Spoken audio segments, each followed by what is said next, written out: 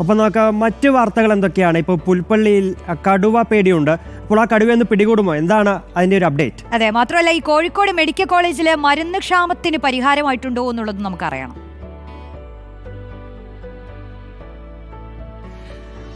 ഞാൻ ഈ വെങ്കി പറയുന്ന കേൾക്കുമേ, കടുവയെ ഇന്ന് പിടികൂടുമെന്ന് ചോദിച്ചാൽ ഇന്ന് പിടികൂടുമെന്ന് നമുക്കൊരു ധാരണയില്ല. കാരണം കഴിഞ്ഞ 2 ദിവസമായിട്ട് കടുവയെ ആ പ്രദേശത്ത് കാണാനില്ല എന്നുള്ളതാണ് വനംവകുപ്പ് സംഘം പറയുന്നത്.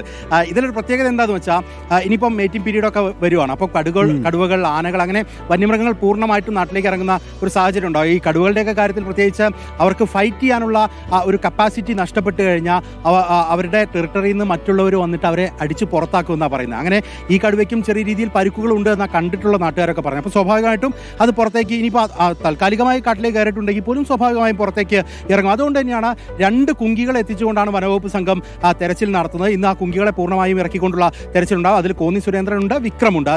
കഥകളൊക്കെ നമ്മൾ നേരത്തെ കേട്ടതാണ്. 2 പേരും വൈദഗ്ധ്യമുള്ള ആളുകളാണ്. ഇത്തരത്തിൽ ഫൈറ്റുകളൊക്കെ ഉണ്ടായാൽ നേരിടാനൊക്കെ അവർക്ക് കഴിവുള്ളതാണ്. അപ്പോൾ അവരുപയോഗിച്ചുകൊണ്ട് വനവകുപ്പ് സംഘം ഇന്നിപ്പോൾ തെരച്ചിൽ തുടരുമെന്നുള്ളതാണ്. 4 അംഗ ടീമായി തിരിഞ്ഞുകൊണ്ടായിരിക്കും വനവകുപ്പ് സംഘം ഇന്നിപ്പോൾ സെർച്ചിന് പോവുക. അവിടെ ഡോക്ടർ അരുൺ സെക്രട്ടറിയുടെ നേതൃത്വത്തിലുള്ള മയക്കുവെടി സംഘമൊക്കെ ഉണ്ട്. പക്ഷേ ഈ മയക്കുവെടി വെക്കുന്നതിലൊക്കെ പ്രശ്നങ്ങളുണ്ട്. കാരണം തുറസായ സ്ഥലം കിട്ടണം, കാറ്റ് അത്ര കണ്ട് വേഗതയിൽ കാറ്റുണ്ടാകാൻ പാടില്ല. ഇനിയിപ്പോൾ അങ്ങനെ മയക്കുവെടി വെക്കാൻ പറ്റിയാൽ തന്നെ ആ പ്രദേശത്ത് നിന്ന് അതിനെ എടുത്ത് പുറത്തേക്ക് കൊണ്ടുവരാൻ ഉതകുന്ന ഒരു ഇടമായിരിക്കണം. കാരണം വാഹനം അവിടേക്ക് എത്തണം. അങ്ങനെ കുറെ പ്രതിസന്ധികളുണ്ട്. പക്ഷേ എനിക്ക് ആഗ്രഹിക്കുന്നത് പോലെ